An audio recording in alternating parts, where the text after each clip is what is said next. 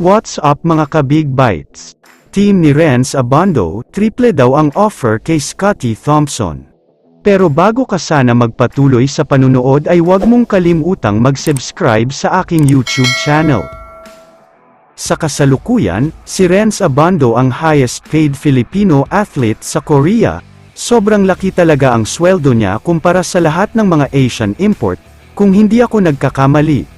Isang taon niya sa KBL ay 3 taon na sweldo ng mga PBA players. Ganyan kalaki at kataas ang sweldo ni Abando sa Korean Basketball League. Kaya nga pati ang ibang players na nakakalaban niya ay sobrang naiinggit talaga sa kanya, dahil mataas na nga ang sweldo niya tapos bigla pang dumami ang fans niya.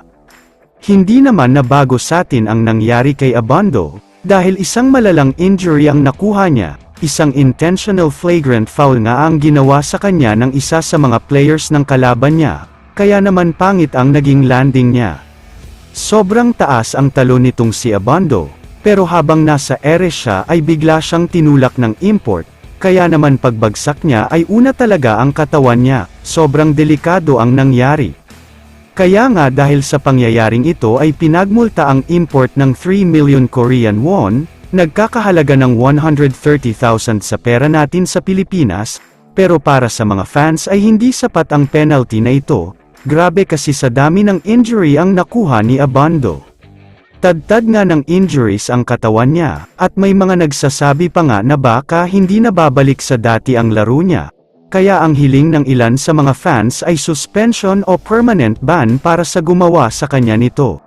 Samantala, dahil nga sa nangyari kay Renz Abando, naghahanap na daw ng ibang Asian import ang team niya, at gusto nga nila yung player na may same playing style ni Abando, high flyer, high energy at never give up attitude. Kaya naman ayon sa iba't ibang mga posts sa social media, ay gusto daw makuha ng anyang KGC itong si Scottie Thompson. Maliban sa malaki ang magiging ambag nito, malaki rin daw ang market dahil sikat si Scottie sa Pilipinas. Ayon sa mga post, triple daw sa sweldo ni Scottie sa Hinebra ang i-o-offer ng anyang KGC, sila na nga rin daw ang sasagot sa lahat ng expenses tulad ng flight, tirahan, kotse, bahay at lupa, negosyo sa Korea at marami pang iba. Pero inamin ng mismong anyang KGC na alam daw nila kung gaano kahirap ang proseso bago makuha si Scottie sa PBA at sa Hinebra, pero susubukan pa rin daw talaga nila dahil si Scottie ang nasa una ng listahan ng mga choices nila. Kaya naman kung kayo ang tatanungin, ano ang masasabi nyo sa pagkuha ng anyang kay Scottie Thompson?